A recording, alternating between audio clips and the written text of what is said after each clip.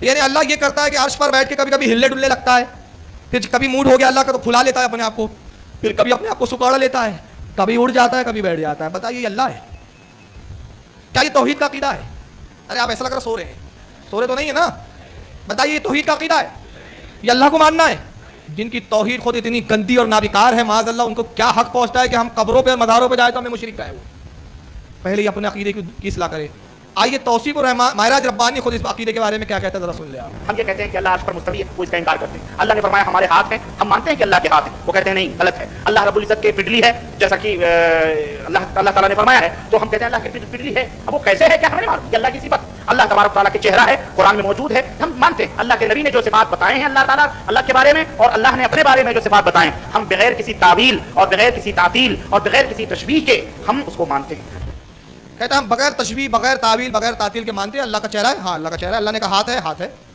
پنڈلی ہے، ہم اللہ کی پنڈلی بھی مانتے ہیں.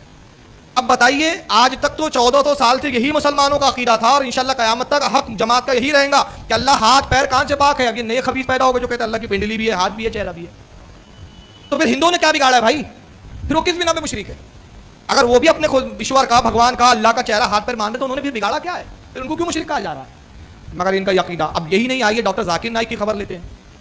ان کے نزدیک تو اللہ کا بڑا عجیب ہی معاملہ ہے. یہ بیچارے کتنا اللہ کو سمجھ پائے ذرا دیکھیں. ان کی کتاب ہے کنسیپٹ آف گاڈ. یہ میرے ہاتھ میں اس وقت دیکھیے چھوٹی سی کتاب ہے، مارکیٹ میں آپ کو آسانی سے مل جائے گی. Concept of God in major religions. Doctor Zakir Naik صاحب صفحہ نمبر 24 پر لکھتے ہیں God does not become a human being. کہتے ہیں خدا انسانی شکل میں نہیں آ سکتا. یہ ہیڈنگ لگاتے ہیں اور اس کے بعد پھر وہ لکھنا شروع کرتے ہیں. کہتے ہیں some people argue that God can do every thing. کچھ لوگ یہ اعتراض کرتے ہیں، کچھ لوگ یہ بات کہتے ہیں کہ اللہ ہر چیز پر قادر ہے، وہ جو چاہے کر سکتا ہے. Then why cannot he take human form. تو کیا خدا انسان بن کر آ سکتا ہے؟ اب ڈاکٹر صاحب سے کسی پاگل نے پوچھ لیا. یہ ایک پاگل سے دوسرے پاگل نے پوچھا کہ اللہ ہر چیز پر قادر ہے، تو پاگل ڈاکٹر صاحب یہ بتائیے کہ اللہ جب ہر چیز پر قادر ہے تو انسان بن کر زمین پر آ سکتا ہے؟ تو ڈاکٹر صاحب نے جواب دیا if God wishes he can become a human being. اگر خدا چاہے تو وہ انسان بن کر آ سکتا ہے، وہ قادر ہے. اگر اس کا موڈ ہو جائے آ جائیں گے انسان بن کر. But then he no longer remains God. مگر پرابلم یہ خدا بننے کے بعد وہ خدا نہیں رہے گا. انسان بننے کے بعد وہ پھر انسان بن سکتا ہے مگر جیسے انسان بنے گا خدا نہیں رہے گا. پھر اب کیوں نہیں رہے گا؟ کہتے ہیں کہ remains God because the qualities of God and human but کہاں پہ تھا میں but then he no longer remains God because the qualities of God and human being in many respects are completely incompatible. کہتے اس لیے کہ خدا اور انسان کی صفات اور ان کی خوبیوں میں بہت بڑا تضاد ہے. چونکہ تضاد ہے، انسان کی خوبیاں الگ ہے، اللہ کی خوبیاں الگ ہے. تو اگر اللہ اپنی خوبیوں کو بدل کر انسان بن جائیں گا تو پھر کیا ہوگا؟ تو خدا ہی نہیں رہے گا. اب آئیے اسی کتاب کا آگے کا صفحہ دیکھیں 25.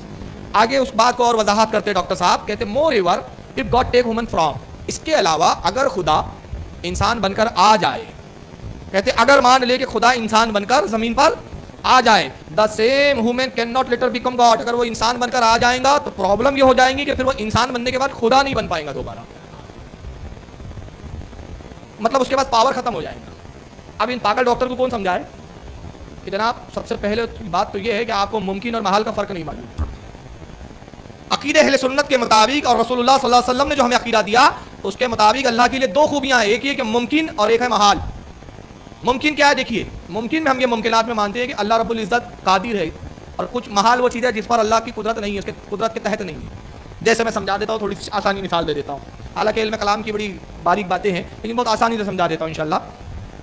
بچہ عورت سے پیدا ہوتا ہے، مرد اور عورت کے ملاپ سے ہوتا ہے، مگر اللہ تعالیٰ قادر ہے. یہ ممکن ہے اگر وہ اپنی قدرت کا اظہار کرنا چاہے تو بغیر باپ کے بچہ پیدا کر دے، جیسے عیسیٰ علیہ السلام کو پیدا کیا.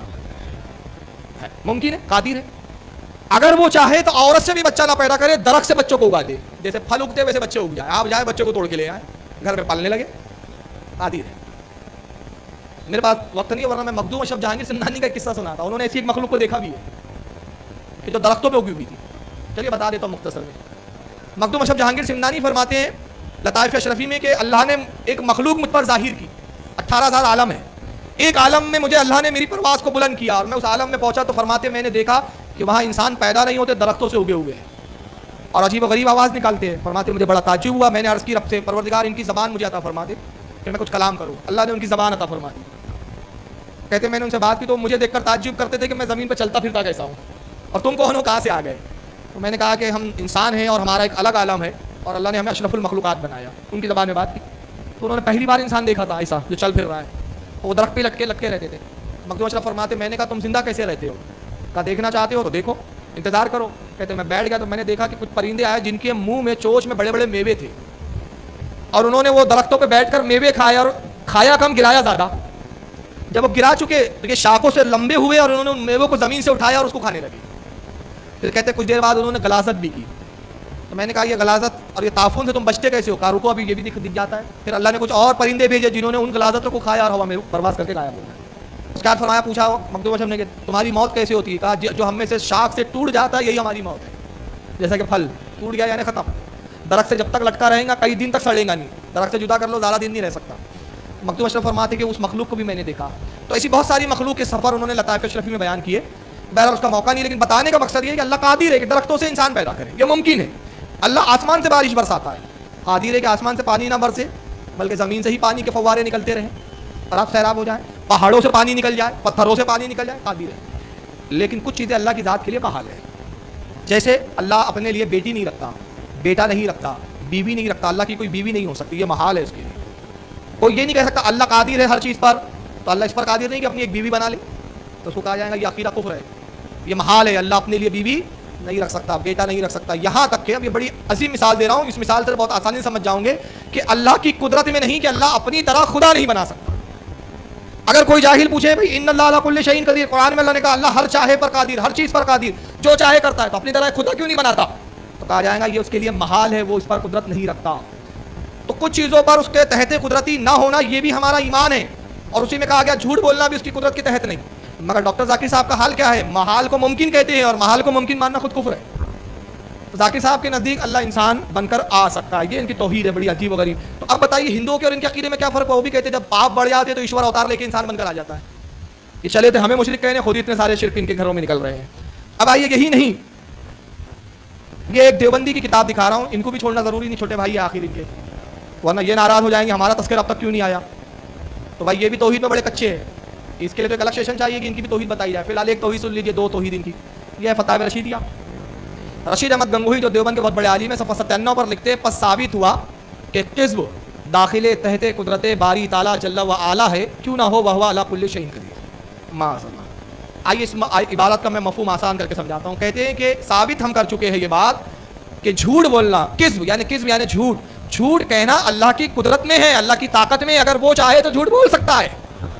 اور کیوں بول سکتا ہے؟ اس لیے کہ وہ کہتا ہے وہ علی کل شیء قدیر, وہ ہر چیز پر قادر ہے. تو جب ہر چیز پر قادر ہے تو جھوٹ بولنے پر بھی قادر ہے. اگر جھوٹ نہیں بولیں گا تو پھر قادر کہاں ہوگا؟ یعنی اللہ کی قدرت بتانے کے لیے ان کو اللہ کا عیب بتانا ہی اچھا لگتا ہے. بلکہ یہی نہیں, مولوی اسماعیل دہلوی نے کتاب لکھی جس کا نام ہے رسالہ یک روزہ. رسالہ یک روزہ کے اندر اسماعیل دہلوی لکھتا ہے کہ ہم یہ ہرگز نہیں مان سکتے کہ اللہ جھوٹ نہیں بول سکتا. ہمارا یقین و ایمان ہے کہ اللہ جھوٹ بولتا ہی نہیں, بلکہ بول سکتا ہی نہیں بلکہ بولتا بھی ہے.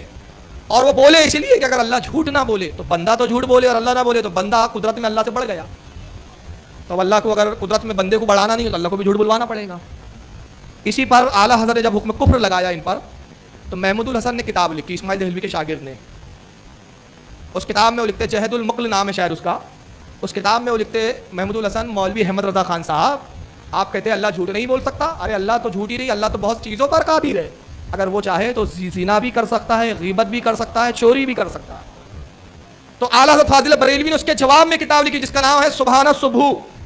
اور اس کتاب میں پھر رد کیا, کہا ہمارا پروردگار, ہمارا رب جس پر ہم ایمان لاتے ہیں وہ جھوٹ سے پاک, غیبت سے پاک, زنا سے پاک. دیوبندی اور وہابی جس کو خدا مانتا ہے وہ ان کا خدا ہوں گا جو زنا کرتا ہوں گا, وہ ان کا خدا ہوں گا جو غیبت کرتا ہوں گا, وہ ان کا خدا ہوں گا جو چوری کرتا. ہمارا خدا پاک.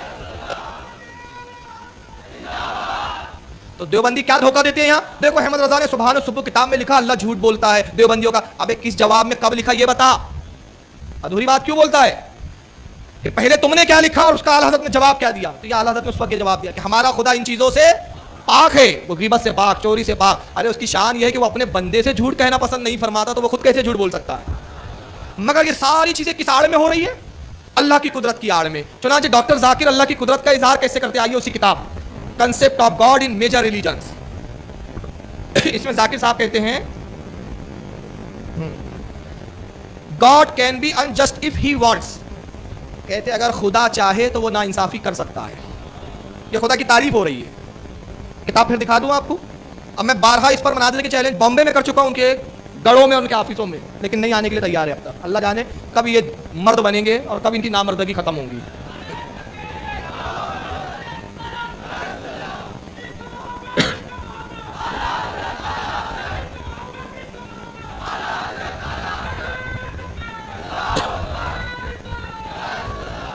कहते God can be unjust if he wants, अगर खुदा चाहे तो नाइंसाफी कर सकता है, जुल्म कर सकता है, but the moment God does injustice injustice he case to be God. मगर कहते जिस वक्त भी जब भी खुदा किसी से नाइंसाफी करेगा, खुदाई ओहदे से माजूल हो जाएगा। पागल है क्या नहीं? मैं तो इसकी किताबें पढ़ता हूँ, उसके बयान सुनता हूँ, मुझे लगता है रोए जमीन का इस वक्त का सबसे बड़ा पागल है। अटक अटक के तो अच्छे से तो बोल, हेकल हेकल के लटक लटक के। अब एक बात सुने जरा, माजूल कौन करता है, किसको माजूल कर किया जाता है, कौन करता है? बड़ा छोटे को माजूल करता है, छोटा बड़े को कर सकता है। मिसाल दे दूं समझाने के लिए, भाई कांस्टेबल को कमिश्नर माजूल कर सकता है, एक कांस्टेबल क्या कमिश्नर को माजूल कर सकता है? क्या एक कारपोरेटर प्रधानमंत्री को माजूल कर सकता है? क्या प्रधानमंत्री राष्ट्रपति को माजूल कर सकता है? बड़ा छोटे को करता है। अब ये जाहिल वक्त कहता है कि खुदा नाइंसाफी कर सकता है, उसको ताकत है, कुदरत है, इसलिए कि इन्नल्लाह अला कुल्ली शैइन कदीर, वो जो चाहे कर सकता है, हर चीज पर कादिर है। तो अगर वो चाहे तो नाइंसाफी भी कर सकता है, मगर होगा ये कि अगर वो नाइंसाफी करेगा तो बस जैसी उसने नाइंसाफी की खुदाई ओहदे से माजूल हो जाएगा। तो इस खुदा पर कौन खुदा है जो इसको माजूल कर दे? तो मतलब हुआ जाकिर नाइक के नजदीक दो खुदा है, एक अभी कारोबार चला रहा है और एक अभी सिर्फ आराम कर रहा है। उसका सिर्फ एक ही काम है, वो देख रहा है, नाइंसाफी नहीं करना। तूने नाइंसाफी किया कि मैंने तुझे माजूल किया, माशअल्लाह। अब मैं एक इसका जवाब दे दूं उस अंदाज में जिस अंदाज में इन्होंने हमारे रब की तौहीन की है। अल्लाह को झूठा कहा, ये रब की तौहीन है या नहीं है ना? ये तौहीद की बात करते हैं और खुदा की तौहीन करते हैं। अल्लाह को नाइंसाफी करने वाला बताया, ये रब की तौहीन है या नहीं? अल्लाह इंसान बन सकता है, ये रब की तौहीन है या नहीं? यकीनन तौहीन है ना? कि नहीं है? तौहीन है ना? तो इन्होंने हमारे रब की तौहीन की और आड़ क्या ली कि अल्लाह की हम कुदरत बता रहे हैं, अल्लाह की कुदरत का इज़हार कर रहे हैं। तो मैं कहता हूँ कुदरत ऐसी नहीं बताई जाती। मैं बताता हूँ, कभी हिम्मत हो तो अपनी कोई किताब में किसी बयान में अल्लाह की कुदरत ऐसे भी बयान करो कि अल्लाह कादिर है, इन्नल्लाह अला कुल्ली शैइन कदीर, अल्लाह हर चीज पर कादिर है। अगर वो चाहे तो जाकिर नाइक को सुअर बना दे। भाई कुदरत ऐसी भी तो बताओ। अल्लाह कादिर है कि रशीद अहमद गंगोही कब्र से कुत्ता बन के निकले। अल्लाह कादिर है इब्ने तैमिया सुअर का पाखाना बन जाए। अल्लाह कादिर है अब्दुल वहाब नजदी सुअर नहीं बन के निकले। कभी ऐसा भी इज़हार करो। अब अगर मैं ये जुमले कहूंगा ना तो इसको सुनने के बाद गैर मुकल्लिदीन क्या कहेंगे? देखो यार, इतने बड़े बड़े दीन के खिदमतगार आलिमों की कैसी तौहीन किया उसने, सुअर बन जाए, ये बन जाए। बोला नहीं जनाब, मैंने अल्लाह की कुदरत का इज़हार किया है, आपके मौलाना की तौहीन नहीं की। और अगर आपको लगता है कि आपके मौलाना की तौहीन हुई तो मैं कहता हूं कसम खुदा की, तेरे मौलाना की कोई औकात नहीं। तूने रब को झूठा कहा, इससे बड़ी और कोई तौहीन नहीं हो सकती। तूने रब को नाइंसाफी करने वाला का इससे बड़ी तौहीन नहीं हो सकती। जबकि मेरे आका सल्लल्लाहु अलैहि वसल्लम इरशाद फरमाते हैं, लोगों रब किसी के साथ नाइंसाफी नहीं करता। अगर वो तुम्हें बख्श दे तो उसका फजल है, और अगर तुम्हारे गुनाहों पे पकड़ करे तो ये उसका अदल है। वो नाइंसाफी नहीं करता, किसी सूरत में नाइंसाफी नहीं करता। मगर तुम कहते हो नहीं, अल्लाह नाइंसाफी भी कर सकता है। अब हद यह है कि जाकिर नाइक साहब तो कहते हैं अल्लाह कि हम बेटे भी बन सकते हैं। अल्लाह अब्बा बन गए इनका। आइए जरा देखिए, सुनिए। मैं एक सवाल आपको इस बारे में यही पूछना चाहता हूँ कि मैं क्रिश्चियन आदमी हूँ, जीसस को मानता हूँ और उसके वचनों को मैं पढ़ता हूँ। और जब भी आपकी बात सुनी और उसमें से कुछ सवाल, एक ही सवाल मेरे मन में आया है, और वो सवाल मैं आपको ये जो मैं पढ़ चुका हूँ, मेरे हाथ में मराठी बाइबल है, मैं नहीं पढ़ना चाहता हूँ। आप जो आपके पास जो बाइबल है, इंग्लिश बाइबल है, वो पढ़िए सबके सामने और उसका थोड़ा सा जो अर्थ है मुझे बताइए, ताकि मैं उसमें खुश हो जाऊँ कि सचमुच वो वचन क्या है। आपने कहा कि बाइबल पढ़ो, मैं पढ़ सकता हूँ। आप खुद अगर पूछेंगे सवाल क्या पूछना चाहते हैं, मैं पढ़ सकता हूँ। 19 से 29 तक पर काफी वक्त लगेगा। आपका सवाल क्या है, आप पूछा, मैं जवाब दूंगा। सवाल जो है उस 10 वचनों में है, 19 से लेकर 29 तक जब पढ़ेंगे तब उसी में सवाल है। आपने कहा gospel of John chapter number 5, 19 से लेकर 29 तक। Gospel of John chapter number 5 verse number 19 में लिखा है कि बीच में से शुरू हो रहा है। Then answered Jesus and said unto them, Verily, verily, I say unto you, the Son can do nothing of himself, but what he seeth the Father do.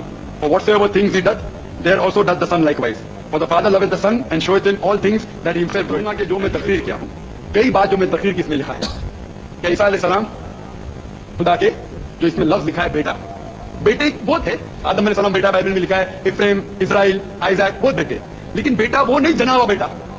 तो अगर बाइबल में लिखा है whoever is led by the Spirit of God is son of God, जो कि अल्लाह की बात मानता है अल्लाह के बेटे। आप खुदा की बात मानते हैं तो बाइबल की किताब से आप भी बेटे, मैं अल्लाह की बात मानता हूं, मैं भी बेटा हूं, लेकिन बिब्लिकल तरीके से, नॉट जना हुआ बेटा।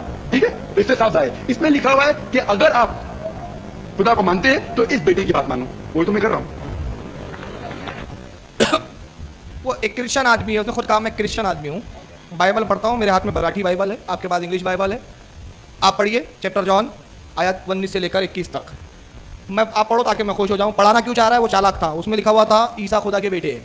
اس بائبل میں اس میں لکھا تھا عیسیٰ خدا کے بیٹے. یعنی پوچھنا چاہ رہا ہے کہ بائبل میں جب لکھا ہے کہ عیسیٰ علیہ السلام خدا کے بیٹے ہیں تو میں نے عیسیٰ کو خدا کا بیٹا ماننا چاہیے کیا؟ نہیں. پھر آپ نے ایک نئی دور کی کوڑی لائی. کہا بائبل میں بہت سارے بیٹوں کا ذکر ہے. آدم علیہ السلام بیٹا، یہ بھی بائبل میں لکھا ہے. آئزیک ہے، افریم ہے، یوشے ہے، بہت سارے بیٹے بہت سارے ہیں، مگر جنے ہوئے نہیں. جو بھی اللہ کی بات مانتا ہے وہ خدا کا بیٹا ہے. آپ اللہ کی بات مانتے ہیں، آپ اللہ کے بیٹے. میں خدا کی بات مانوں، میں بھی اللہ کا بیٹا. اب یعنی مسجد میں جتنے ہمارے امام ہیں نا وہ سب سے زیادہ فرما بردار ہیں. ایک وقت کی بھی نماز نہیں چھٹی، ہماری چھوٹ جاتی ہے کبھی کبھی، ان کو تو ڈیوٹی کرنا رہتا ہے. تو اب جائیے مسجد میں امام بولنے کی جگہ یہ خدا کے بیٹے ہو گئے وہ. اچھا بتائیے روئے زمین پر اللہ کا سب سے بڑا فرما بردار کون ہے؟ حضور صلی اللہ علیہ وسلم. تو حضور صلی اللہ علیہ وسلم بیٹے ہو گئے پھر معاذ اللہ. قرآن تو کہتا ہے قل هو اللہ احد، محبوب فرما دیجیے اللہ ایک ہے. اللہ الصمد، وہ بے نیاز ہے. لم یلد ولم یولد، نہ اس سے کوئی جنا گیا نہ وہ کسی سے پیدا ہوا، کوئی اس کی اولاد نہیں. مگر ذاکر صاحب کہتے ہیں نہیں جنا نہیں ہے، رشتہ داری کے حساب سے عرفی حساب سے بیٹا ہو. منہ بولا بیٹا بن سکتا ہے. اچھا بیٹا بنے گا تو پھر امی بھی بنانا پڑے گا نا کوئی نہ کوئی. امی کہاں سے لائیں گے پھر معاذ اللہ؟ تو اس کا مطلب خدا کی بیوی بھی تسلیم کرنا پڑے گا. حالانکہ آئیے قرآن کیا کہتا ہے، پارہ نمبر 6 سورہ مائدہ آیت 18 میں اللہ ارشاد فرماتا ہے وقالت الیہود والنصارى نحن ابناء اللہ واحباؤہ. اللہ فرماتے ہیں اور یہودیوں نے کہا، یہودی بولے اور عیسائی بھی بولے، یہودی اور عیسائی دونوں بولے کہ ہم خدا کے بیٹے ہیں اور اللہ کے پیارے ہیں. یہودیوں نے بھی کہا ہم اللہ کے بیٹے ہیں، عیسائیوں نے بھی کہا ہم اللہ کے بیٹے ہیں. اور یہودیوں نے کس اعتبار سے کہا؟ وہ یہ نہیں مانتے تھے کہ معاذ اللہ نے ہمیں جنا. عیسائی یہ نہیں کہتے تھے کہ اللہ نے ہمیں جنا، وہ کہتے تھے جنے ہوئے عیسیٰ علیہ السلام ہے. عیسائی کہتے تھے عیسیٰ خدا کے جنے ہوئے اور ہم عیسیٰ کی فرما برداری کرتے اس لیے ہم منہ بولے بیٹے، ہم اللہ کے پیارے ہیں، ہم جنے ہوئے نہیں ہیں مگر اللہ کے بیٹے. یہودی کہتے تھے عزیر علیہ السلام اللہ کے جنے ہوئے بیٹے ہیں، اللہ نے ان کو پیدا کیا، ہم عزیر کے فرما بردار ہیں اس لیے اللہ کے بیٹے ہیں. تو قرآن ان کا جملہ کفریہ جملہ نقل کر رہا ہے کہ وقالت الیہود والنصارى، اور یہودیوں نے کہا اور نصارہ عیسائیوں نے کہا نحن ابناء اللہ، ہم اللہ کے بیٹے، واحباہ، اور ہم اس کے پیارے ہیں. قل فلما يعذبكم بذنوبكم، اللہ فرماتا ہے محبوب پھر آپ ان سے کہیے کہ اگر تم خدا کے پیارے ہو تو پھر وہ تمہارے گناہوں پر تمہیں عذاب کیوں دیتا ہے؟ جب تم خدا کے بیٹے ہو تو تم پہ پکڑ کیوں کرتا ہے؟ تمہیں عذاب کیوں دیا جاتا ہے؟ بل انتم بشر ممن خلق، آپ کہہ دیجئے کہ تم ہرگز خدا کے بیٹے نہیں ہو بلکہ تم انسان ہو اور اس کی مخلوق ہو. قرآن کہہ رہا ہے تم بشر ہو، انسان ہو، اور کیا ہو؟ مخلوق. مگر ذاکر صاحب کہتے نہیں، فرما برداری کے حساب سے ہم خدا کے بیٹے معاذ اللہ.